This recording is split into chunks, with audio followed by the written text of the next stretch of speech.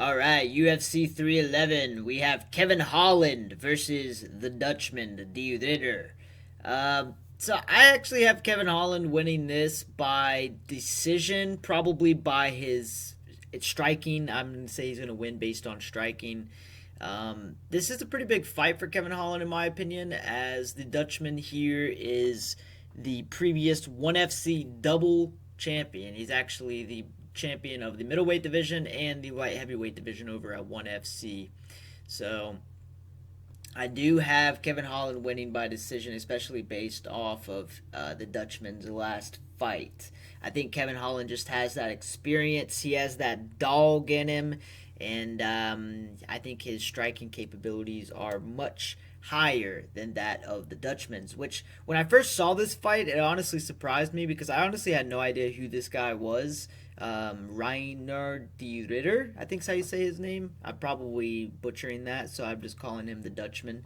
But I honestly expected him to be a kickboxer because a lot of the guys from the Netherlands are obviously known for their kickboxing capabilities. That's where a lot of the prime-time kickboxers come from. So when I saw that he was from 1FC and he wasn't a kickboxer, I was honestly pretty surprised. I watched a few of his fights, and I noticed, especially in his last championship fight, I believe it was his last championship fight in 1FC, I noticed that he gassed out pretty heavy in that fight. And I'm pretty sure that was a middleweight fight. So the weight cut, this is a middleweight fight. You got to keep that in mind. So with that being said, I think at middleweight, the Dutchman here gasses out quite a bit more than Kevin Holland. I think Kevin Holland conserves his energy pretty well, and I think his striking's going to really shine, and he's going to win by maybe by TKO. Maybe by TKO. It seems like the Dutchman has a pretty good chin on him, but you never know. Kevin Holland's a sniper, so I'm gonna say safely by decision, but don't be surprised if it's a TKO. So the next fight I'm very excited for: Money Moicano versus BENEIL Dariush. And of course, I got to go with Moicano. He has a lot of hype behind him right now. I think he kind of has the snowball effect, if you will, right now. He has a lot of build up right now, a lot of momentum, a lot of wins, and a lot of wins by finish as well. I'm pretty sure all of his wins recently here have been by finish. So he has a lot of momentum, and I think that momentum is going to carry on, especially since Dariush has been knocked out in his previous two fights. I think that both of these streaks are going to continue, and I believe that Moicano gets another finish. Whether or not by TKO this time around, I don't know, but I'm leaning more towards a submission here. Moicano has a ton of submissions in the UFC. His jiu-jitsu is on another level. I mean, it seriously is on another level, and especially in the lightweight division, it seems like. It's pretty much on par with people like Charles Oliveira. I would put it up there with people like him for sure. So you never know, though. Moicano could get another TKO, but I'm leaning more towards submission here. But again, I would not be surprised in the slightest if Moicano gets a TKO. Like I said, he has a lot of momentum behind him right now, a lot of finishes, and I think that they're actually trying to build Moicano for the next light heavyweight title shot against Islam. I believe that if he beats Dariush in this fight, potentially maybe one more fight, we could see Islam versus Moicano. I don't know how fast they're going to try and push towards that Islam versus Ilya fight. It seems like that is trying to come into fruition or trying to manifest itself. But I do think that before that happens, I think we see a Moicano fight against Islam. We see Moicano versus Islam. Moicano versus Ilya is also an interesting proposition as well, as I do believe Moicano came up from featherweight as well. So a lot of the times it seems like these guys that competed in the lower weight divisions against guys that are also coming up have kind of like a sentiment towards that division, right? So they wouldn't mind fighting the champion of said division because they used to compete there. But you never know. Moicano is probably chasing for that lightweight gold. He wants that Islam fight. And with them being on the same main card here, I think potentially we could be seeing that come into fruition if Moicano pulls out a W here, which I think is very, very likely.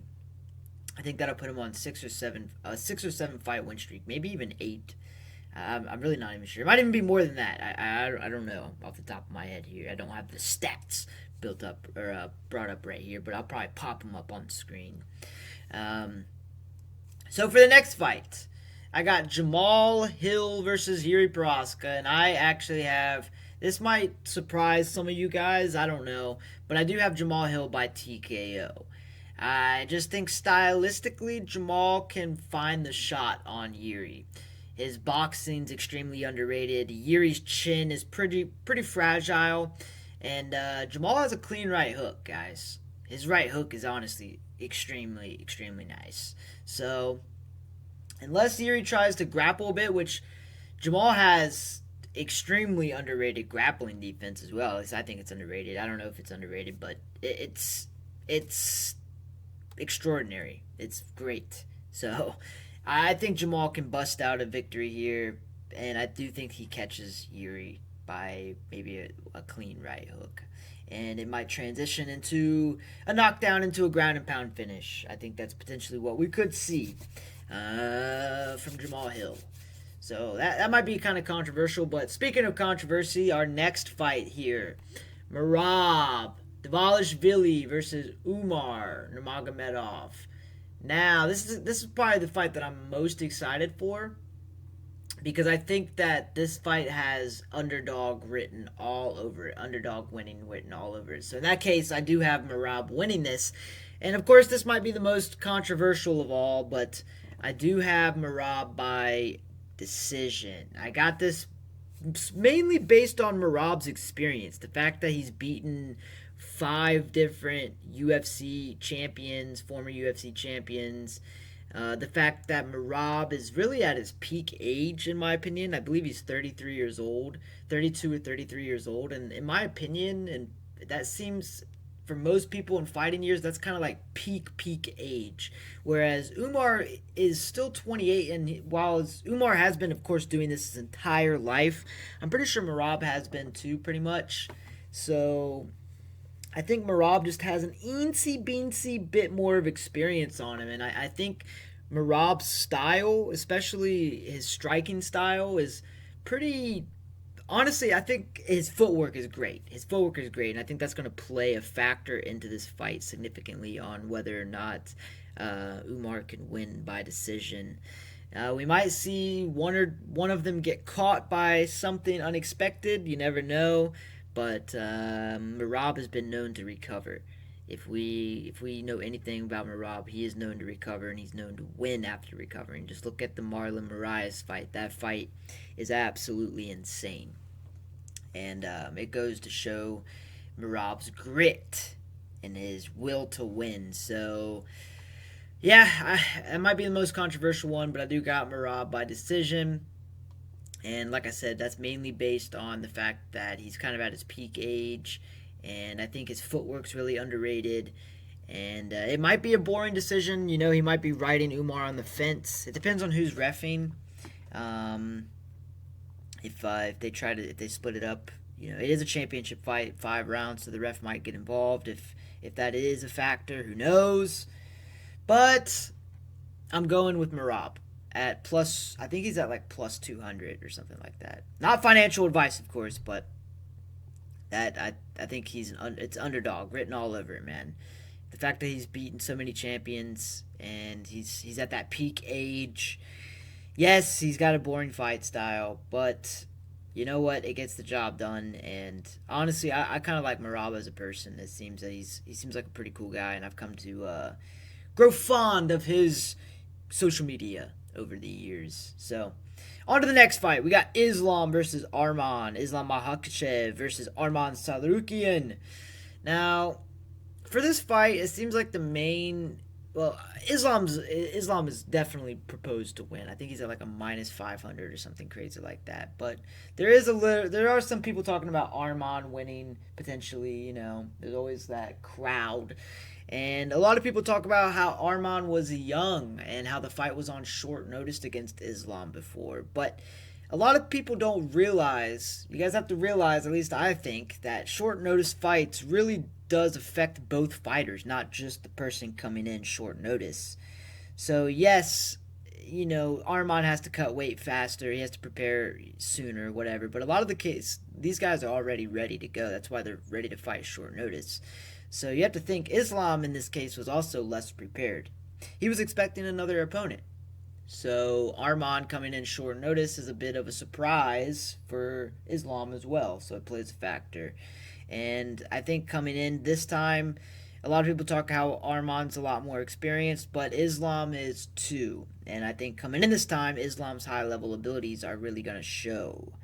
Now, I do have Islam by decision, but I wouldn't be surprised in the slightest if we see a submission. I would not be surprised in the slightest. So let me know what you guys think. Who do you guys got on the main card? Is there anybody that who do you think is the most controversial of my picks? I'm guessing that Merab is the most controversial, but I wouldn't be surprised if you guys said Jamahal Hill either. And the Kevin Holland fight's going to be underrated too. I think it's going to really kind of shine a light on the UFC versus ONE FC rivalry, or I don't know if there really is a rivalry, but you know, perceived rivalry from my end. Anyways, let me know what you guys think in the comments below. Thank you for listening to me talk about the thing that I love, MMA.